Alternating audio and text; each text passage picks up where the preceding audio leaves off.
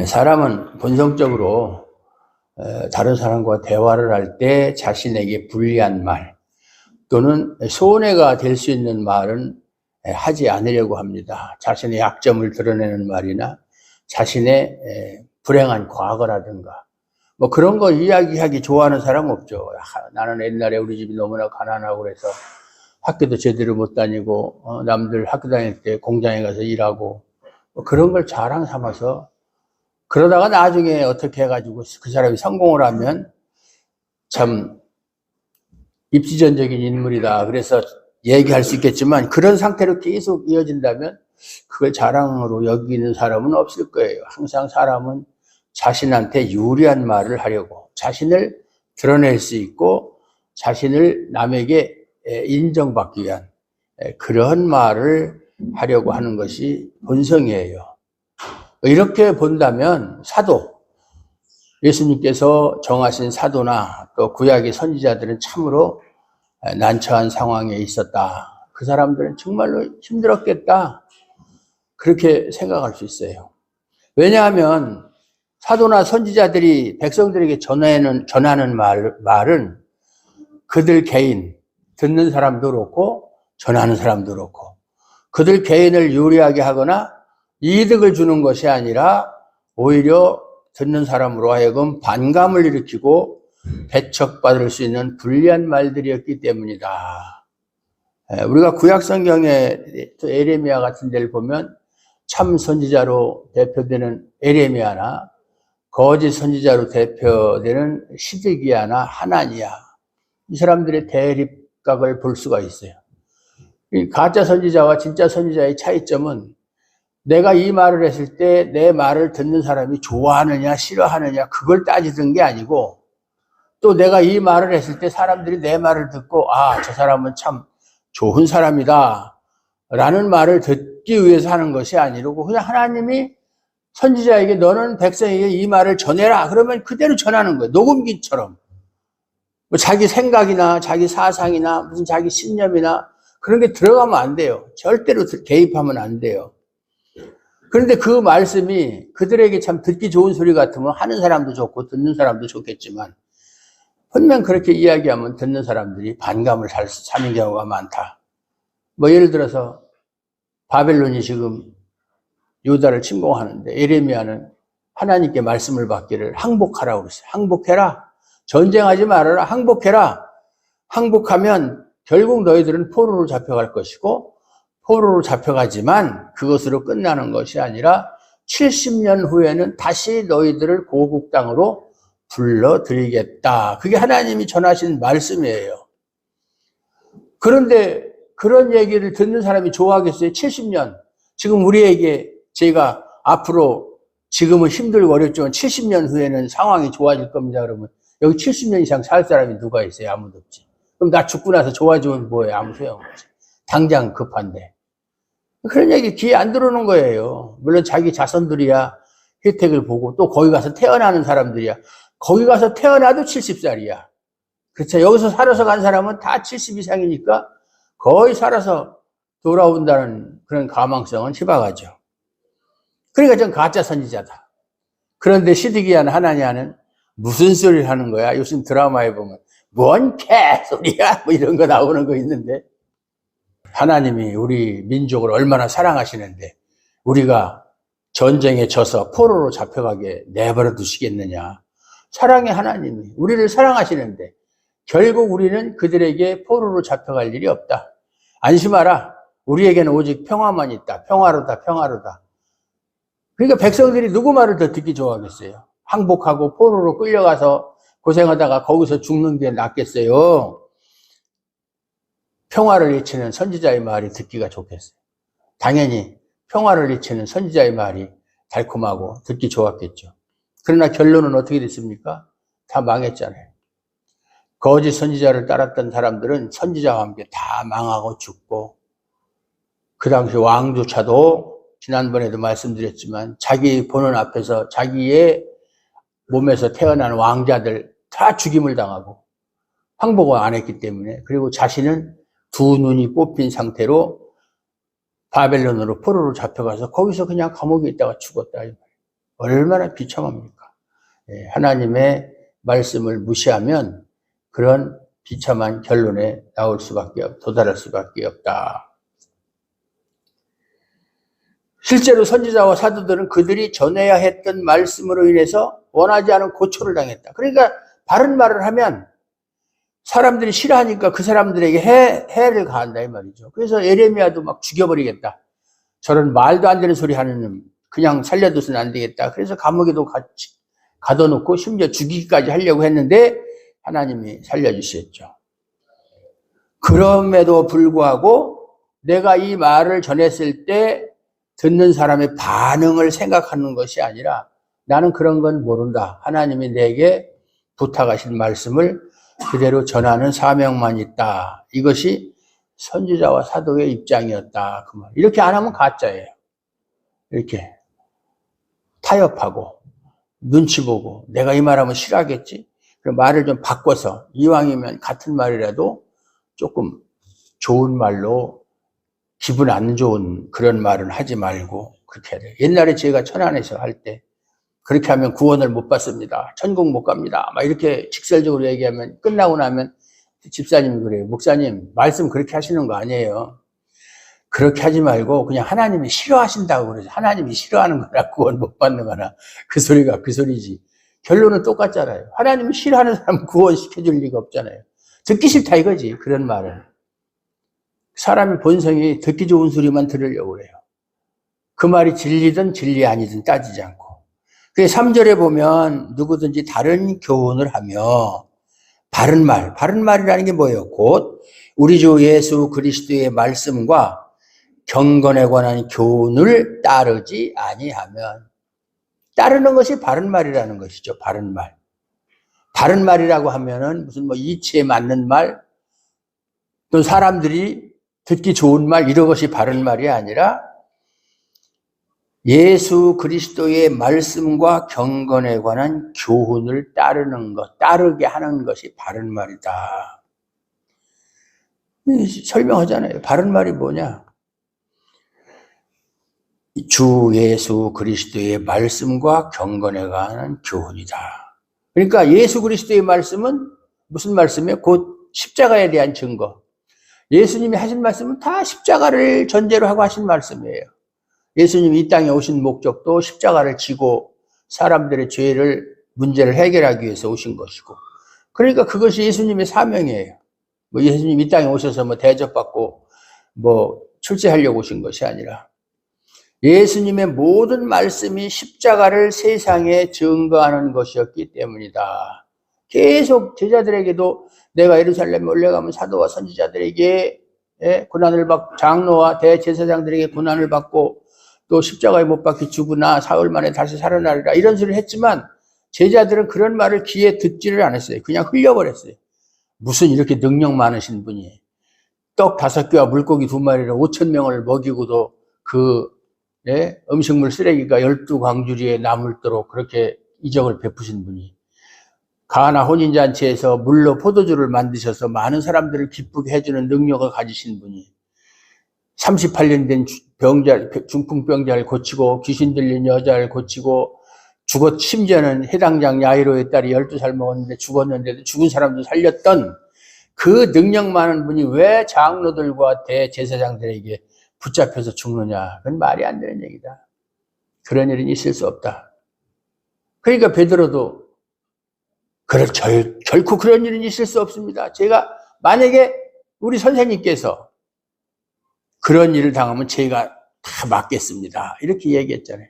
그러니까 예수님이 사탄아 물러가라. 내가 하나님의 일을 생각지 않고 사람의 일을 생각하는 인간의 생각을 앞세워가지고 하나님이 하시는 일을 인간적인 사고방식에 의해서 생각하는 그게 그냥 아주 습관들이 되죠. 인간들은 모든 것을 자기중심적인 사고방식으로 해석을 하니까 꼭 잘못된 결론이 나오는 거예요. 경건에 관한 교훈 역시 십자가를 믿는 자로 살아가는 것에 대한 교훈. 십자가를 믿는 사람들이 어떻게 그러면 살아가야 되는가? 그게 교훈이에요. 그런데 문제는 세상 사람들은 십자가에 관심이 전혀 없다. 뭐 교회당 후에 십자가 있는가 보다. 아유, 저거 그냥 밤에 불 켜놓으면 그냥 보기도 안 좋고 저거 없앴으면 좋겠다, 뭐 이런 생각하고 있겠죠. 따라서 교회가 십자가만 전한다면 사람들의 인기를 얻지 못한다. 목사가 하나님 말씀만 전하면 인기 없어요. 인기 없어요. 옛날에 신학교 다닐 때 우리가 이제 시간 있을 때 우리 교단에 속한 큰 교회, 요즘엔 그런 것도 잘 안 하는 것 같아. 뭐 그 당시 옥하는 목사라든가 뭐 이런 사람들 찾아가서 어떻게 목회를 시작하게 됐는가, 목회 철학이 무엇인가, 목사님께서 가장 관심을 가지는 부분이 어떤 부분이, 이런 거 물어보거든요. 선배니까. 그럼 이제 자세하게 설명을 해줍니다. 자기 후배들이 와서 물어보면, 뭐 같은 동역자니까 식사도 대접하고, 또 온 사람 중에 생활이 어려운 사람이 있으면 그 교회는 크고 돈이 많으니까 돈도 지원해주고 그래요. 뭐 교회도 지어주는 목사님도 있었고 그래요. 지금은 그런 거 뭐 거의 뭐 찾아볼 수 없어요. 그만큼 세상이 험하게 되네. 옛날에는 정말 얼굴도 모르지만은 같은 학교 나왔다는 거, 같은 교단에 속했다는 거, 같은 동문이라는 거, 그게 그렇게 큰 힘이 돼요. 제가 외국에 이렇게 나가보면 우리는 학생 수가 제가 다닐 때는 한 학년에 645명이었기 때문에 얼굴도 잘 몰라요. 알 수가 없어요. 그러나 3년 동안 같이 공부했기 때문에 이름은 모르지만 보면은 어디서 많이 본 사람 같다, 이런 건 있어요. 친하지 않은 사람도. 제가 중국에 갔는데 그 어떤 목사님이 저희가 아는 선교사님도 그 총신 나왔다는데 한번 가보실래요? 한번 가봅시다. 갔어요. 택시 타고 한 2시간 정도. 뭐 중국에서 택시 타고 2시간이면 뭐 옆 동네죠. 뭐 갔어요. 딱 보자마자 배번에 이제 얼굴을 아는, 이름은 몰라요. 아이고, 왜 이렇게 또 외국에서 만나니까 반가운지. 그러면서 자기 교회 데리고 가서 소개도 시켜주고, 뭐 또 하고, 그러면서 또 맛있는 것도 사주고. 그게 동기생이에요. 근데 이제 우리 학교 출신자들이 워낙 많다 보니까 중국에 가도 어딜 가든지 상당히 많이 있어요. 그냥 얼굴도 몰라도 어느 학교 나왔는가 하나만 가지고 통하는 거예요. 예, 그게 참 동문의 위력이라면 위력일 수 있겠죠. 그런데 찾아가서 물어보면 목사님이 하는 말이, 여러분들이 성경대로 설교하면 그 교회는 부흥 못한다. 그게 결론이에요. 사람들이 싫어하기 때문에. 그러니까 거기에다가 순수한 재료를 가지고 다른 인공조미료나 이런 거 섞지 않고 음식을 하면 몸에는 좋지만, 거기다가 인공조미료 섞고 이것저것 맛을 내기 위해서 섞으면 건강에는 안 좋잖아요. 설교도 똑같은 거예요. 듣기 좋은 말을 조금 한두 가지 이렇게 첨가하면 듣기는 좋지만 그것은 그 사람의 영적 생활에 방해가 되는 거예요. 그러니까 순수한 복음, 그게 이제 순복음교회에서 주장하는, 자기들이 복음은 순수한 복음이다, 그래서 순복음이다 그러는데, 복음은 순수함 그 자체로 전해야 돼요. 거기다 뭘 가미하거나 보태거나 빼면 안 돼요. 요한계시록에도 보면 너희가 이 예언의 말씀에 무엇을 하나 더하거나 감하면 이 성경에 있는 재앙을 다 더할 거라고 그랬잖아요. 하지 말라는 거예요. 하나님은 뭘 보태는 거 싫어해요. 꾸미는 거 싫어해요.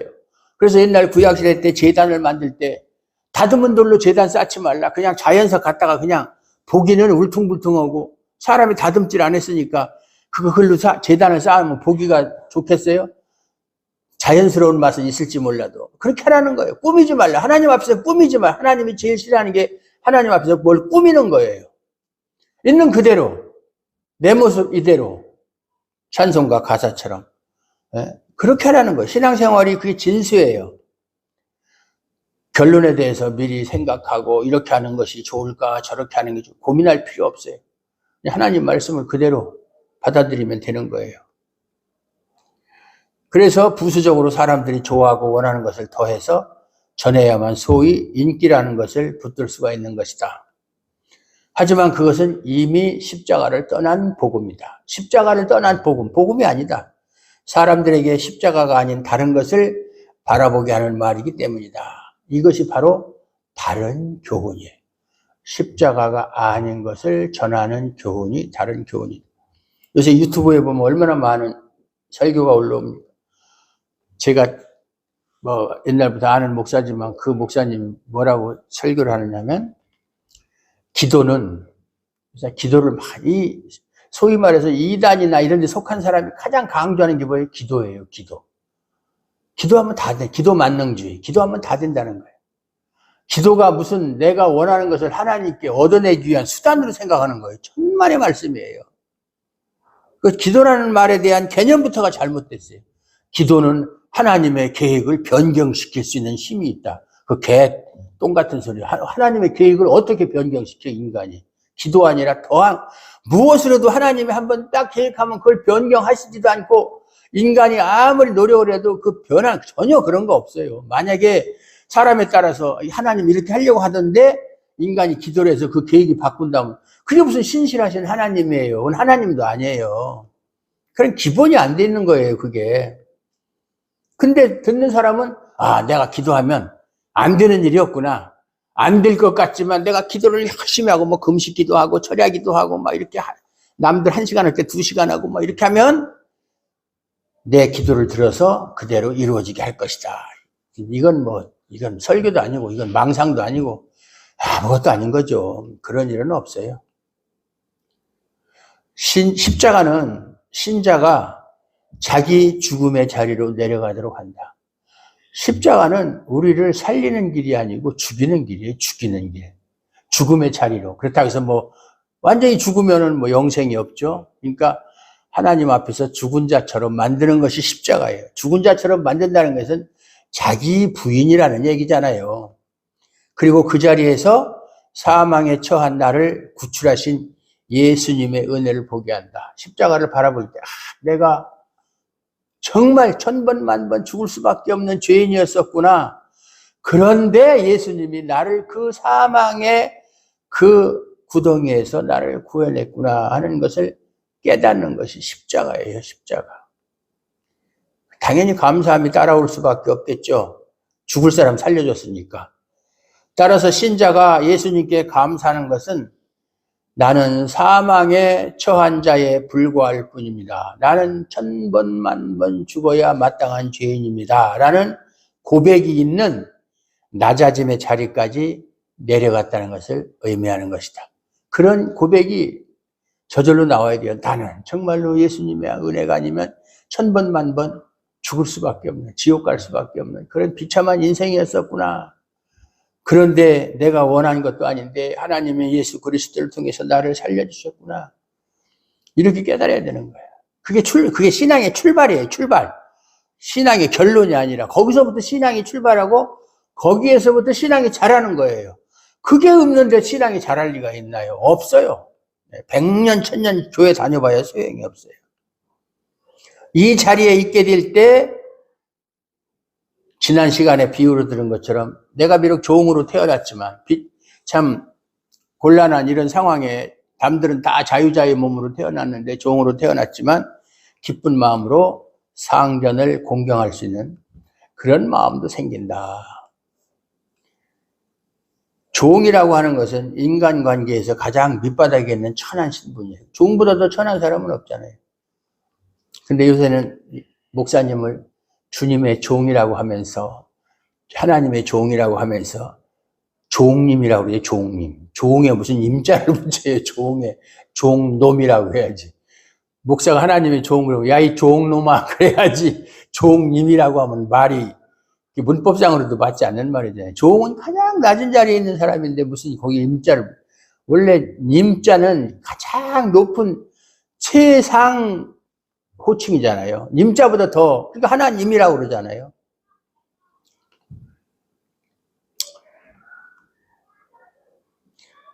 하지만 육신은 종이라는 낮아진 신분에 있다고 해도 그 마음은 낮아지지 않을 수 있다. 내가 비록 환경이 참 남보다 못하다고 해서 마음까지야 그렇게 낮아지면 안 되죠.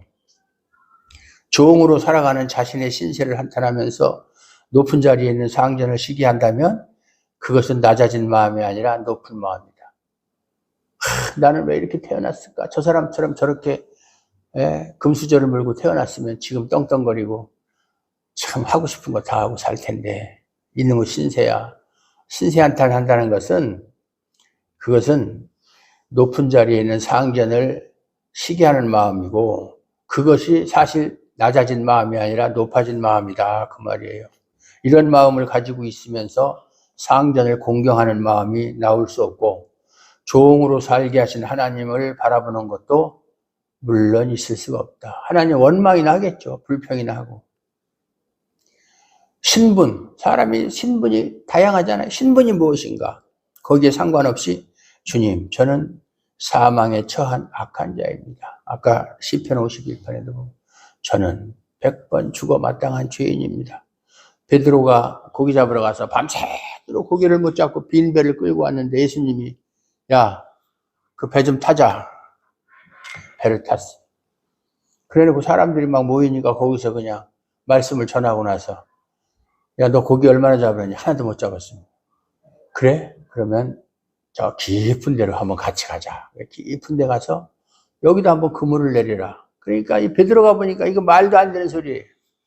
깊은 데는 고기가 없어요. 물론 요즘에는 장비가 좋고 기술이 발달해서 깊은 데서도 고기를 잡겠지만 그 갈릴리 호수에서 고기 잡는 사람들이 깊은 데에 무슨 고기가 있어요? 가에 그 어초가 있고 그런 데 고기가 살지. 그러니까는 베드로가 뭐래? 제가 평생도록 고기를 잡아서 먹고 살았지만 주님의 말씀은 전혀 고기 잡는 이치하고는 맞지 않지만 내가 말씀에 의지해서 그물을 내리리이다.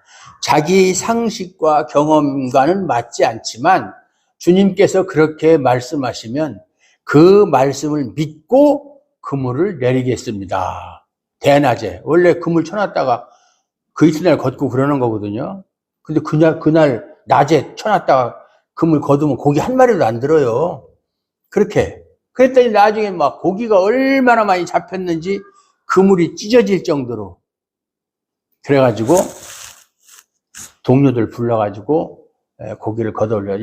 여러분 그물이 찢어질 정도로 고기 잡히는 거 못 봤죠? 저는 많이 봤어요. 저 강화도에 가면 강화도에 숭어가 엄청 많거든요.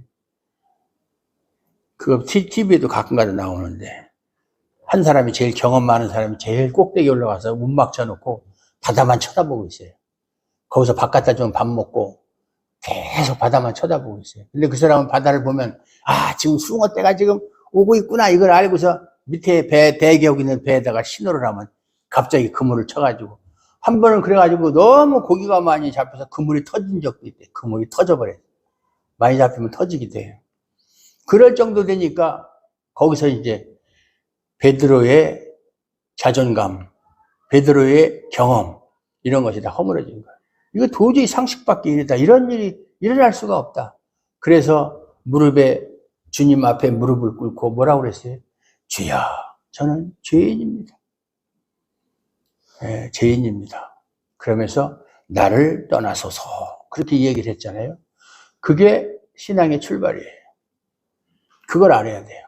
예. 근데 하나님 앞에서 고개 빳빳이 들고 제가 뭘 그렇게 잘못했는데 왜 남들보다 내가 열심히 나름대로 했는데 왜 저는 이렇게 이거는 아니에요. 하나님이 다른 사람을 어떻게 대우하든 그건 내가 상관할 바가 아니에요. 저 사람은 내가 볼 때 아주 형편없는 신앙을 가진 사람인데 잘 되든 못 되든 그건 하나님이 그 사람을 다루시는 방법이고 나를 다루는 것에 대해서만 관심을 가지면 되는 거예요. 다른 사람과 비교해서 왜 저 사람은 저러는데 나는 안 그러느냐. 그 옛날에 그 뭐 단속을 하면은 나만 이렇게 죄 짓고 삽니까? 그럼 죄 짓는 사람 다 잡아다야지. 그럼 말도 안 되는 소리하고. 잘못된 거죠. 그런데 우리는 이런 마음을 가지는 것조차 원하지 않습니다. 그러므로 우리는 십자가를 말하면서도 낮아지는 것을 거부하고 항상 마음은 저 높은 곳을 향하여 마음은 높은 데 두고 살아가는 악한 자일 뿐이라는 말에 대해서도 반발할 수가 없죠. 예. 주님, 저는 죄인입니다. 저는 십자가를 믿습니다. 십자가를 믿는다고 하면서 마음은 항상 높은 곳을 바라보는 거예요. 그건 십자가를 믿는 게 아니에요. 십자가를 믿는 사람은 죽음의 자리까지 내려가야 되는 거예요. 바른 말이란 바로 이것을 선포하는 거예요. 지금 저희가 하는 말, 이게 바른 말이에요. 예수님의 십자가 앞에서 우리가 어떤 존재인가를 파헤치고 우리의 교만한 마음을 꺾으며 낮아진 자리로 이끌어가는 것, 이것이 바른 말이에요. 여러분 듣기 좋습니까? 별로 듣기 안 좋죠. 근데 이게 바른 말이에요. 이렇게 해야 되는 거예요. 그러므로 바른 말에는 열심히 신앙생활하면 하나님께서 기뻐하시고 복을 준다, 그런 말은 하질 않아요. 그런 말은 없어요. 잘못 알고 있는 거예요. 열심히 하면 하나님께서 복을 주신다. 어떤 목사님은 내가 뭐 하는 일, 사업 잘 되고 건강하고 자녀 잘 되는 사람 가만히 보면 그 사람들은 복 받을 짓을 하더라, 이런 소리 많이 하는데 그건 전혀 복음적인 소리가 아니에요. 인간의 행위에 의해서 하나님 복 주고 안 주고 하는 거 아니에요. 잘못된 말이에요. 왜냐하면 아무리 열심히 하고 잘한다고 해도 하나님이 보시기에는 악한 자의 유희에 불과하기 때문이다. 사람이 볼 때는 참 잘해요, 신앙생활. 정말 존경스러울 정도로. 그런데도 그건 우리 눈으로 볼 때, 우리는 그 사람의 모든 것을 알 수가 없잖아요. 겉모습만 보는 거지. 그 사람이 마음으로 어떤 생각을 가지고 있는지. 실제로 교회 보면 그런 거 많아요. 겉으로는 막 드러내놓고 막 봉사하고 교회 굳은 일은 다 맡아서 하는데 실제로 그 사람은 다른 목적 가지고 그래요. 다른 목적. 자기의 목적을 이루기 위해서 그건 형식적으로 그렇게 하는 거예요. 남들에게 보이기 위해서.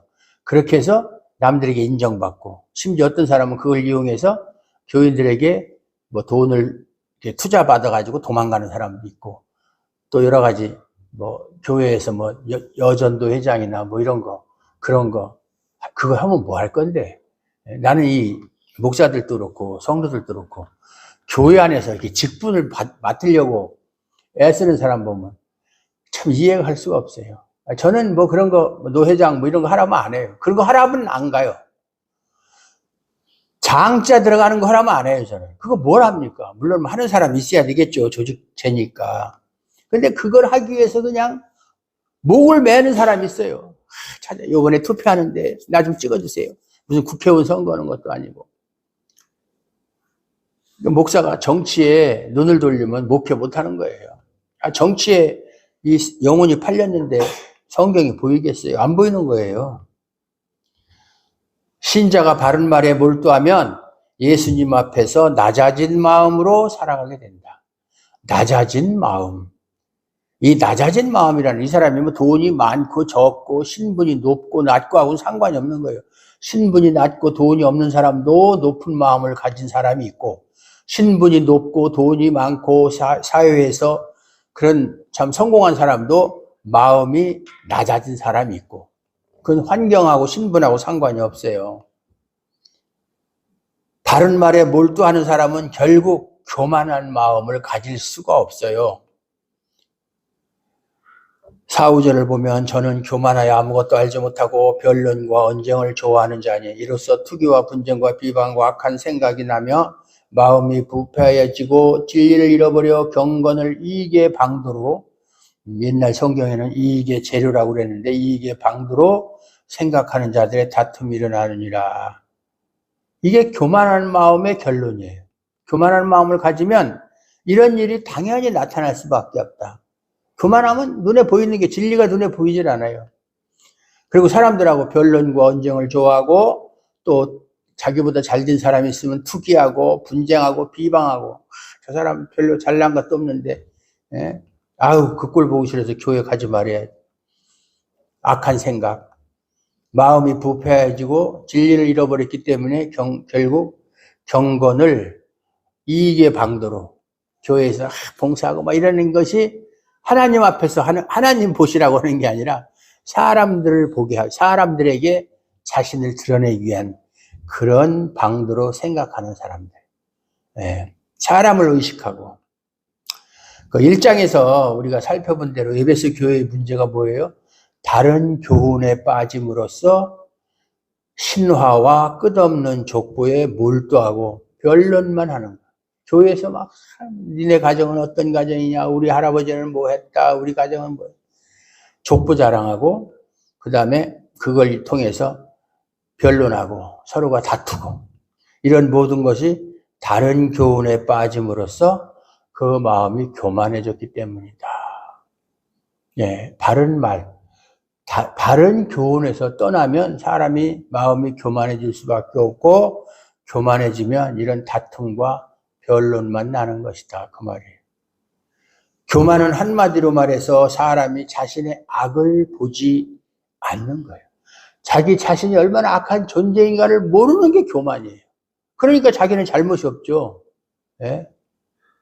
다른 사람의 잘못은 정확하게 그냥 핀셋으로 찝어내듯이 찝어내지만 자기는 그보다 훨씬 많은 잘못이 있는데도 불구하고 그걸 모르는 거예요.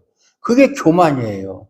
자신의 악을 보지 않기에 지금도 예수님의 은혜가 자신을 살리고 있다는 것을 내가 살아가는 이 순간순간이 예수님이 내게 은혜를 주신 결과라는 거 알 리가 없어요.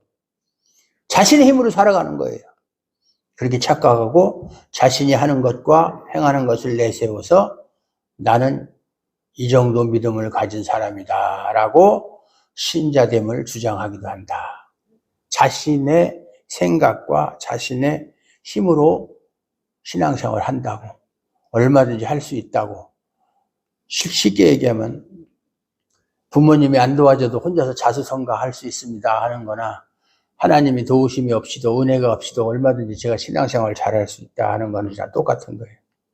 이러한 교만에서 변론과 언쟁이 나오고, 그리고 사람들 보면 야, 나는 내 힘으로 신앙생활 이렇게 열심히 해. 어렵고 힘들어도. 근데 너는 왜 그렇게 못하냐? 너 기도 안 해서 그래. 너 뭐 안 해서 그래. 자꾸 다른 사람 비방하는 거예요. 자신과 비교해서. 나는 하루에 뭐 성경을 몇 장 본다. 나는 기도를 하루에 몇 시간 한다. 너 기도 얼마나 하냐? 뭐 안 하지? 그러니까 되는 게 없어. 기도 안 하는데 뭐가 되겠어? 막 이렇게 자기와 비교를 해서 비난하는 거. 그러니까 변론과 언쟁이라는 것은 내 것을 주장하니까 나오는 거예요. 서로가 자기 것을 주장하니까 변론과 언쟁이 나올 수밖에 없어요. 자신의 옳음을 주장하는 거예요.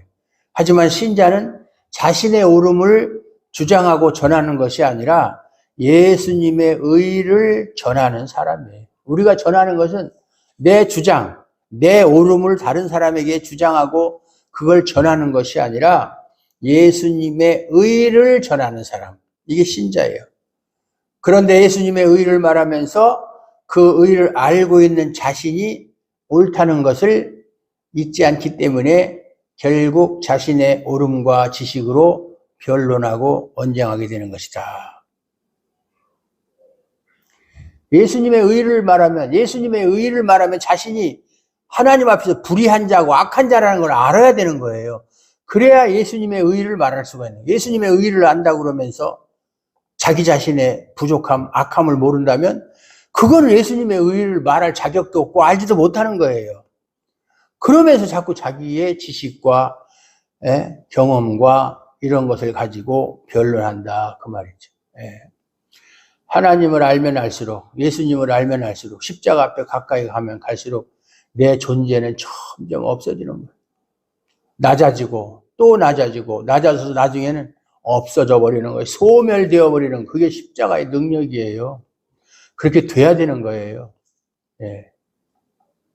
그렇게. 여러분이 누군가와 변론하고 언쟁할 때 그 내용을 가만히 한번 생각해 보세요. 과연 여러분의 십자가를 전하고자 하는 것인지, 아니면 복음에 대한 자신의 지식을 받아들이기를 요구하는 것인지. 변론과 언쟁이 뭐예요?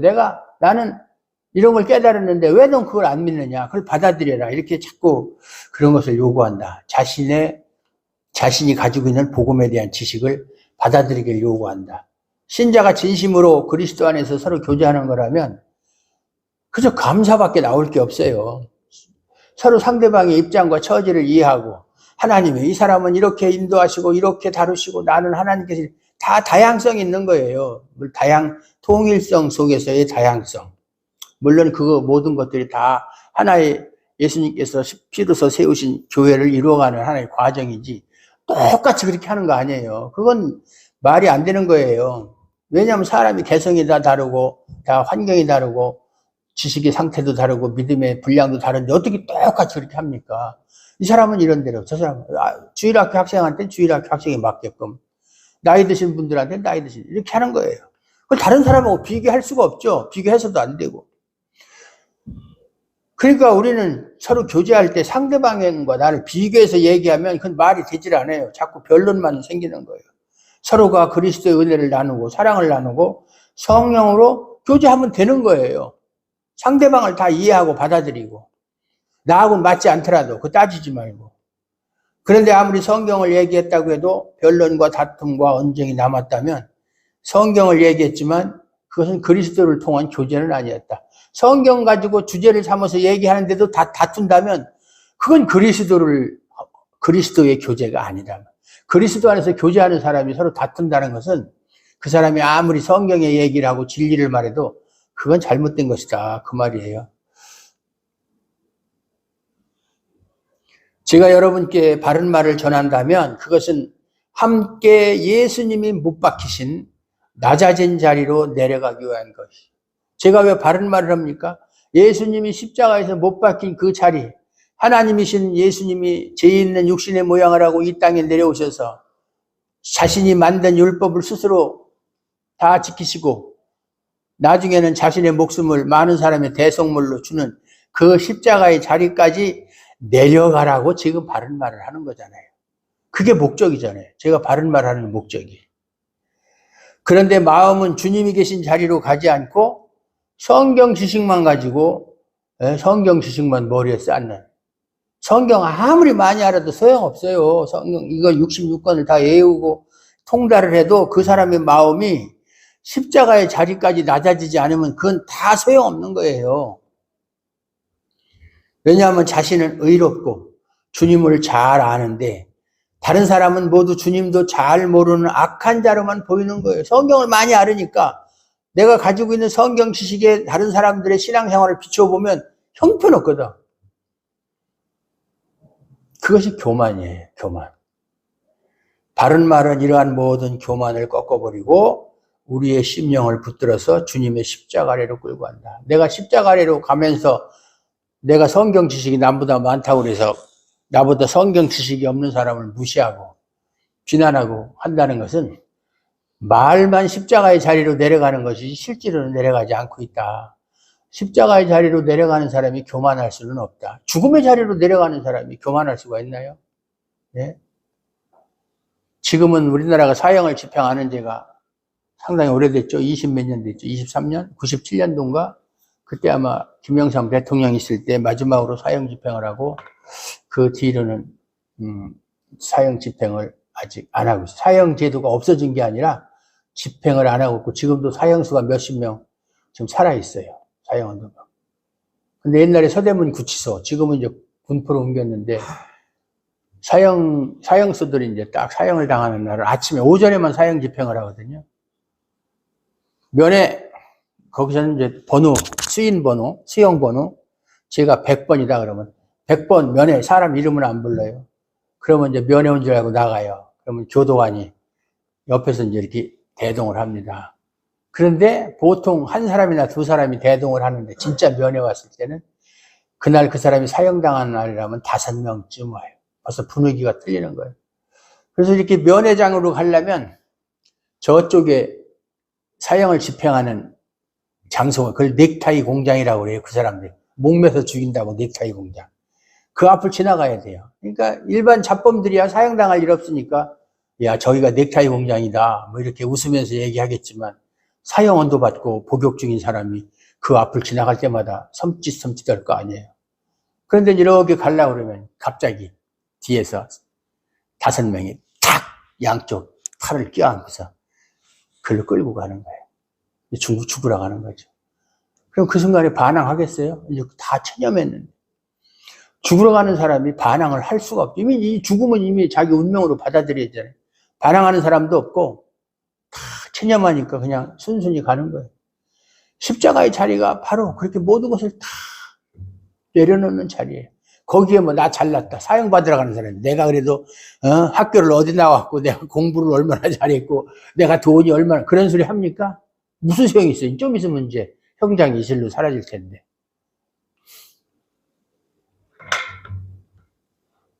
그런 자리에 내려가는 것이 십자가의 자리다. 그 말이에요.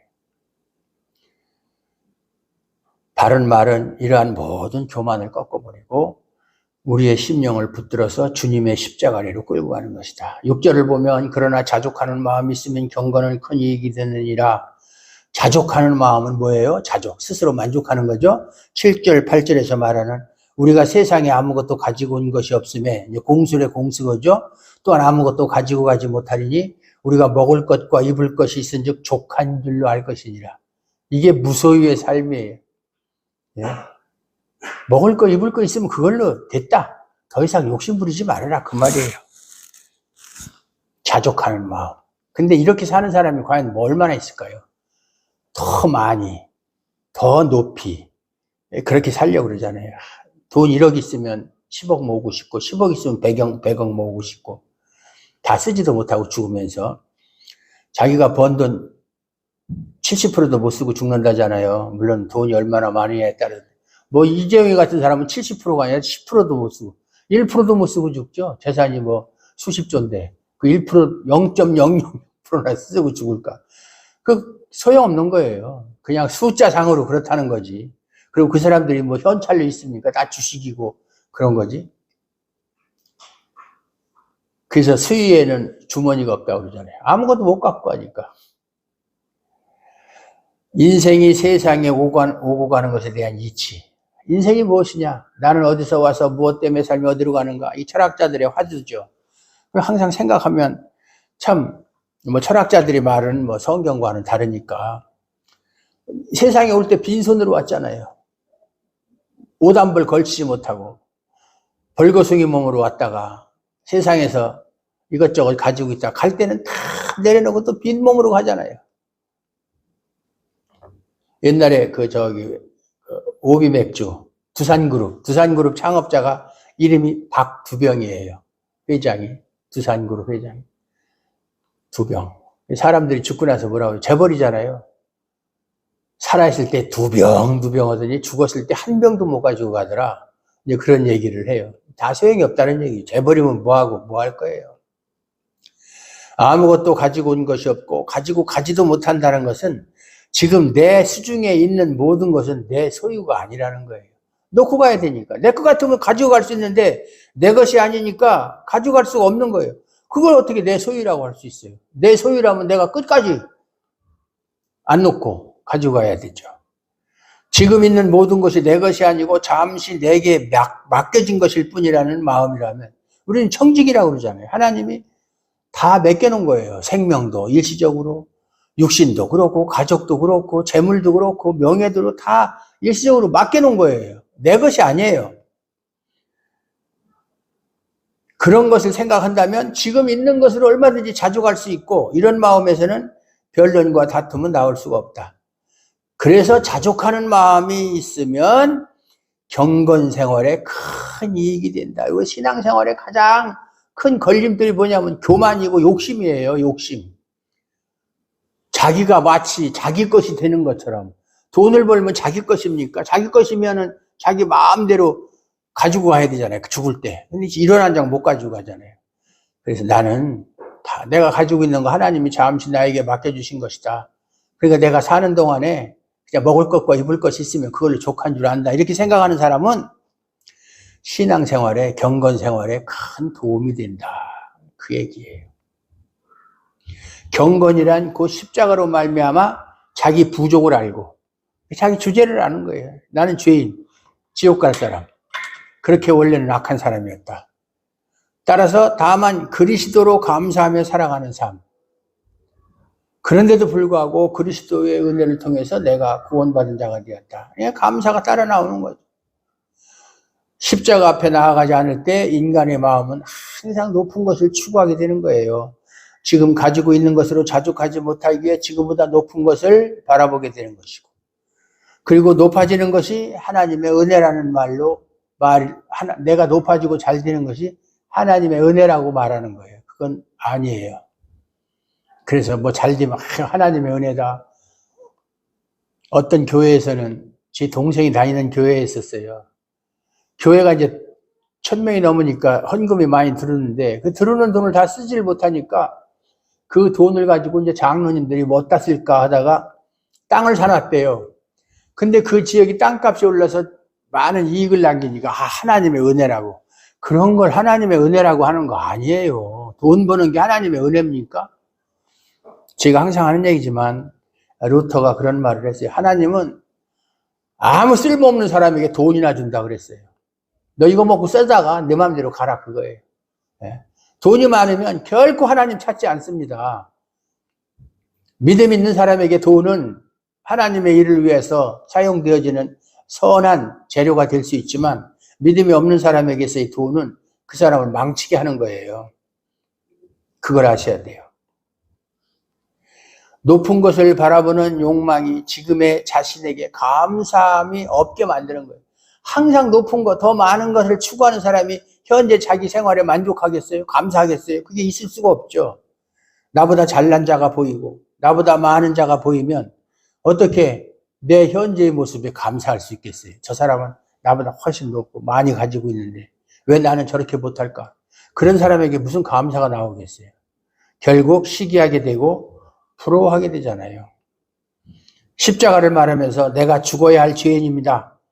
그런 말은 누구나 다 해요. 십자가, 주님 저는, 옛날에는, 요즘에는 그런 거 잘 못 듣겠는데 옛날에는 대표 기도하라고 그러면 한참 기도하다 끝에 가서 죽을 수밖에 없는 죄인이 예수님의 이름으로 기도합니다. 꼭 그 소리를 하죠. 죽을 수밖에 없는. 말로는 그렇게 하고 내가 죽어야 할 죄인이라고 말은 하지만 실제로 중요한 것은 진심으로 자신을 죽어야 할 자로 생각하지 않는다. 입술로만, 립 서비스로만 그러는 거예요. 하나님, 저는 죽어야 되는 사람이에요. 마음은 아닌데 말로만. 높은 것을 추구하고 예수님이 계신 낮아진 자리로 가지 않으려고 하면서 저는 죽어야 할 죄인입니다. 그런 말을 가볍게 하는 자신의 악함과 위선에 대해서 놀라워할 줄 알아야 돼요. 야, 내가 이렇게 악한 사람이구나. 말은 이렇게 하면서 내 마음은 전혀 따라가지 않고, 그리고 자신이 죄인의 괴수였음을 마음 깊이 실감해야 된다. 나는, 사도 바울이 디도서에서 말한 나는 죄인 중에 괴수다. 그건 사도 바울만 하는 말이 아니라 우리 신자 한 사람 한 사람이 정말 하나님 앞에서 나는 죄인 중에 괴수라고 하는 그런 고백이 나와야 돼요. 이러한 자리에서 예수님을 생각한다면 당연히 예수님에게 고마움과 감사함이 터져 나오게 되어 있어요. 내가 죄인 중에 괴수라고 진실로 믿고 있는데 하나님 은혜가 이렇게 크다, 예수님의 은혜가 이렇게 크다는 걸 알면 당연히 감사함이 저절로 나올 수밖에 없죠. 그리고 예수님이 계심으로 모든 것에 자족하게 되는 것이다. 내가 지금 비록 먹을 것도 부족하고 입을 것도 부족하지만 그래도 예수님이 함께 하시니까 나는 자족할 수가 있다. 예. 옛날 우리 선비들도 그랬잖아요. 나물 먹고 물 마시고 팔을 베고 누웠으니 대장부 살림살이 이만하면 어떠하랴. 옛날 예수를 모르는 선비들도 나물 먹고 물 마시고, 밥도 아니야, 나물 먹고 물 마시고, 예? 그러면서 유유자적하게 팔 베고 누워서 있으니 대장부 살림살이 이만하면 어떠냐. 그런 자족하는 마음. 지금 그렇게 살으라고 하면 누가 살겠어요? 밥도 못 먹고 라면 하나 못 먹어도 나물 먹고 물 마셔도 그걸로 족하다. 참 다이어트는 될지 모르지만은. 예.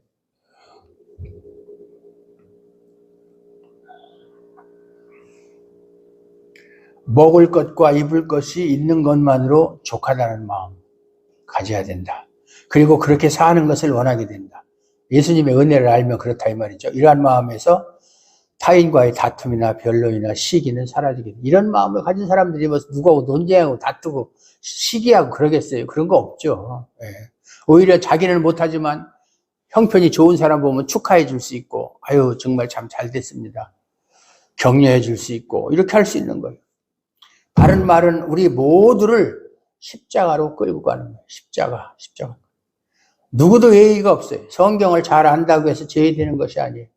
그러므로 바른 말에 몰두하며 살아갈 때 변론과 언쟁과 시기와 미움 대신에 사랑으로 교제하는 것과 감사함만 있게 된다, 그 말이에요.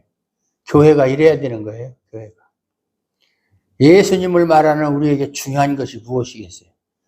우리가 예수를 믿는다고 말을 하죠. 근데 가장 중요한 게 뭐예요? 성경을 얼마나 알고, 모르는 것이 뭐가 그렇게 중요합니까? 성경 알아봤자 얼마 몰라요. 저도 성경 나름대로 열심히 읽고 열심히 연구하고 뭐 정말로 교만한 마음을 가지고 내가 옛날 목사보다는 훨씬 더 잘한다고 생각하는데도 막상 성경을 보면 너무나 아는 것이 없어요. 모르는 것 투성이고, 예? 그러면 얄팍한 거죠. 뭐 이 성경 하나님의 말씀에 대한 지식이 있으면 얼마나 있겠어요. 네? 성경을 어느 정도 알고 예수님의 십자가로 인한 감사함이 그 마음에 채워져 있고, 어느 정도 알고 있든 얼마나 많이 알든 적게 알든 그게 중요한 게 아니라 예수님의 십자가로 인한 감사함이 그 마음에 있고 자족하는 마음으로 살아간다면 그가 바로 예수님을 믿는 참 신자인 줄로 믿으시기 바랍니다. 아멘 안 해요? 아멘 하면 처음부터 설교 다시 할 거예요. 기도하겠습니다. 하나님 감사합니다. 오늘도 하나님께서 우리에게 주신 바른 말이 어떤 말인지, 우리가 왜 바른 말을 전해야 되고 바른 말을 들어야 되고 바른 말을 듣고 우리의 마음이 변화되고 예수님의 십자가에 낮아진 자리로 내려가기를 망설이거나 주저하지 않고 우리의 신분과 우리의 형편과 여러 가지 여건에도 불구하고 하나님께만 감사할 수 있는 그런 마음을 주심을 감사드립니다.